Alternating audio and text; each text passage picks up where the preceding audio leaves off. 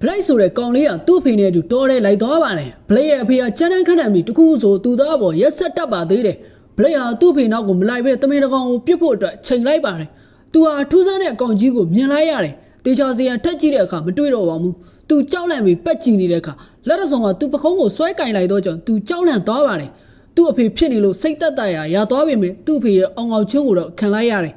သူ့အဖေကအန်ရန်နဲ့ကိုရလို့အနီးနားမှာရှိတဲ့လင်းစင်ဘောကိုတားဖားနေအောင်လို့ပြေးတက်ကြတယ်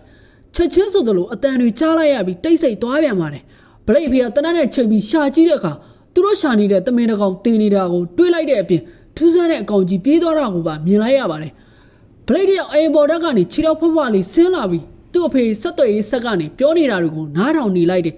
သူ့ဖေကထူးဆန်းတဲ့အကောင်ကြီးကိုမြင်လိုက်ရတဲ့အကြောင်းသူသားနာကိုလိုက်နေလို့တတ်မယ်ဆိုတဲ့အကြောင်းတစ်ဖက်ကိုပြောပြနေပါတယ်တစ်ဖက်ကတော့ဘာမှမလုပ်ဖို့ပြန်ပြောနေတာကိုဘလိတ်ကြားလိုက်တယ်ဘလိတ်တစ်ခုကိုတက်နေပြီလို့ခိုးနားထောင်နေတာကိုသူ့ဖေမိသွားပါတယ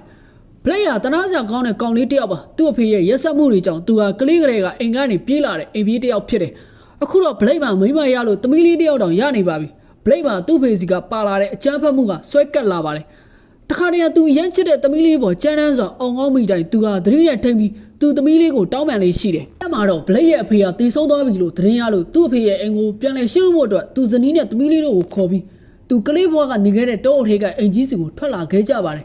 ဘလိတ်တို့တားဖ3ယောက်ဟာပျော်ပျော်ရွှင်ရွှင်နဲ့ကားမောင်းလာရင်လမ်းတနေရာအရောက်မှာတော့လမ်းကပိတ်ထားပါတယ်နေ့တွေတော်တော်ကြာပြီဆိုတော့ဘလိတ်လည်းလမ်းတွေမိနေပါတယ်ဒါနဲ့ Google Map ကနေကြည့်ဖို့ဖုန်းကိုဖွင့်လိုက်တဲ့အခါလိုင်းတွေပျောက်နေတယ်သူဇနီးရဲ့ဖုန်းကလည်းလိုင်းမမိဘူးဘလိတ်ရဲ့သမီးလေးကကားနောက်ခန်းထဲကနေဘေးကိုကြည့်လိုက်တဲ့အခါလင်းစင်ပေါ်မှာလူတစ်ယောက်ကိုတွေးလိုက်လို့သူ့အဖေကိုပြောပါတယ်လင်းစင်ပေါ်ကလူကဆင်းလာတဲ့အခါဘလိတ်ဇနီးကသွားကြဖို့ဘလိတ်ကိုပြောပေမဲ့ဘလိတ်ကကိစ္စမရှိဘူးလို့ပြန်ဖြေလိုက်တယ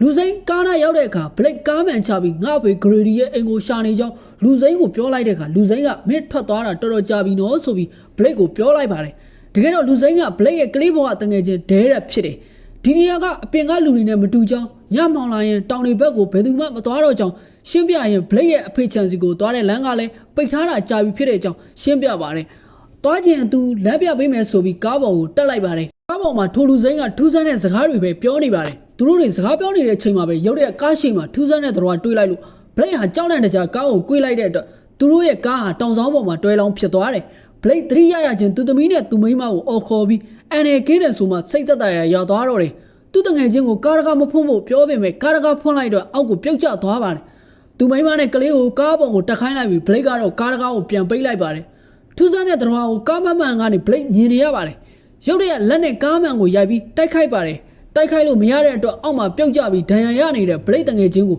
ထိုတော်ကခေါ်သွားတာကိုဘလိတ်ကြည့်နေရတယ်ဘလိတ်တို့တားဖ3ယောက်လုံးအနီးနားမှာရှိတဲ့အိမ်တစ်လုံးထဲကိုပြေးဝင်သွားကြရပါတယ်ဒီအိမ်ဟာသူ့အဖေရဲ့အိမ်ဖြစ်တယ်အိမ်တစ်ခုလုံးကမှောင်မဲနေပြီးဘလိတ်ဟာဓမီတစ်လက်ကိုရှာပြီးမီးစက်နှိုးဖို့လုပ်ပါတယ်ကောင်းကောင်းစွာနဲ့မီးစက်ကအလုံးလုံးနေစေဖြစ်တယ်ဘလိတ်ရဲ့သမီးလေးကကြောက်ရွံ့နေပါတယ်ဖေဖေတို့လုံခြုံသွားပါပြီသမီးခဏလှဲနေလိုက်ဖေဖေတို့မိုးလင်းတာနဲ့ပြန်ကြမယ်လို့ဘလိတ်ကပြောလိုက်ပါတယ်သူသမီးကသူ့အဖေရဲ့နှဖူးကိုကန်ပြီးသူ့အဖေဘာစဉ်းစားနေလဲလို့ခံမှန်းခြင်းဟာဘလိတ်တို့တားဖ2ယောက်ရဲ့ထူးခြားတဲ့ဆက်သွယ်ချက်တစ်ခုဖြစ်တယ်ဒီဇနီးကတော့ထိုတော်ကြီးနဲ့ပတ်သက်ပြီးဘလိတ်တစ်ခုခုလိုအပ်ထားတယ်လို့ထင်နေပြီးဘလိတ်ကတော့ဒီတော်ဟာခြေတော်နှချောင်းနဲ့ရက်နိုင်တဲ့လူလိုမျိုးပဲလို့ပြောလိုက်တယ်တကားကိုဘီယိုနဲ့ကာထားလိုက်ပြီးသူတို့ဟာဆက်သွယ်ရေးဆက်နဲ့အကူကြီးတောင်းပေမဲ့မရပါဘူးဘလိတ်နှာခေါင်းနဲ့အနက်တစ်ခုရလို့ရှာကြည့်တဲ့အခါသူ့အဖေသိမ်းထားတဲ့ဝက်ပေါင်ချောက်ကိုတွေးလို့စားလိုက်တဲ့အခါသူ့ရဲ့သွားတစ်ချောင်းကကျွတ်ထက်လာပါတယ်သူဇနီးကဆေးထက်ပေးနေချိန်မှာလက်မဒဏ်ရာရထားကိုတွေးလိုက်ပါတယ်သူကတော့ကားမှန်နဲ့ရှာတယ်လို့ထင်ပေမဲ့သူဇနီးကတော့ကားမှန်ရှာတာနဲ့မတူဘူးလို့ထင်နေတယ်ဘလိတ်ရဲ့အပြုအမူတွေကထူးဆန်းလာနေပါတယ်သူသမီးနဲ့ဇနီးက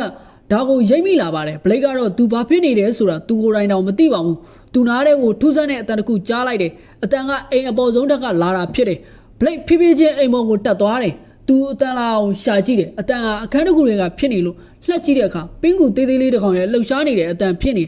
သူ့ကိုသူနားမလဲဖြစ်နေပြီးအောက်ထပ်ကိုဆင်းလာပြီးသူမိန်းမကိုတိုးတိုးနေဖို့ပြောလိုက်တယ်အပြင်ဘက်ကတော်ကြီးကိုသူတွေးလိုက်လို့နောက်ကနေလိုက်တဲ့အခါတကားပေါက်ဝါနာမှာရပ်သွားတယ်တကားပေါက်အောက်ခြေကနေထိုတော်ကဘလိတ်ချီတော့ကိုဆွဲယူလိုက်လို့ဘလိတ်ဇနီးကအနီးနားမှာရှိတဲ့တူနဲ့ထူလိုက်လို့ဘလိတ်ပါမသွားခြင်းဖြစ်တယ်ဘလိတ်သမီးလေးကတော့ကြောက်လန့်တကြားအော်ဟဲ့နေခဲ့တယ်ဘလိတ်ကတော့တဖြည်းဖြည်းနဲ့သတိလက်သွားတယ်သူသတိရလာလို့မြင်လိုက်ရတဲ့မြင်ကွင်းတွေကတူးဆန်းနေတယ်သူမိန်းမကတော့ဆက်သွယ်ရေးဆက်ကနေအကူကြီးတောင်းနေပြီးသူ့ယောက်ျားကယောဂကူးဆက်ခံနေရပြီးစကားလဲပြောလို့မရတော့ကြောင်းဟိုဘက်ကိုပြောနေပေမဲ့မရပါဘူးဘလိတ်ကနောက်ကနေရောက်လာပြီးသူမပြောတာတွေကိုလည်းမကြားရပါဘူးသူမကဆွာရလေးယူပြီးသူပြောချင်တာကိုစာရေးခိုင်းလိုက်တဲ့အခါ သူတေတော့မယ်ဆိုတဲ့ကိုပဲဘလိတ်ရေးလိုက်ပါတယ်သူမကတော့ဒါကနေမကောင်းရုံသာဖြစ်တဲ့အတွက်ဆရာဝန်ပြရင်အဆင်ပြေသွားလိမ့်မယ်ဆိုတဲ့အကြောင်းနှစ်သိမ့်ပေးနေရပါတယ်လက်ကသွေးတွေစီးကြနေလို့ပတိဖြေလိုက်တဲ့အခါလက်ကအနာကခြေနီတော်တော်ဆိုးနေပါတယ်ဘလိတ်ကလက်ကသွေးတွေမြင်ပြီးစိတ်မထိန်နိုင်တော့ပဲသူ့လက်ကသွေးတွေကိုပြန်တောက်နေပါတယ်သူ့ရဲ့ရောဂါသူဇနီးနဲ့သူသမီးကိုတော့အန်နယ်ပြုတ်လောက်အောင်ဒီခြေနီမဆိုးသေးပါဘူး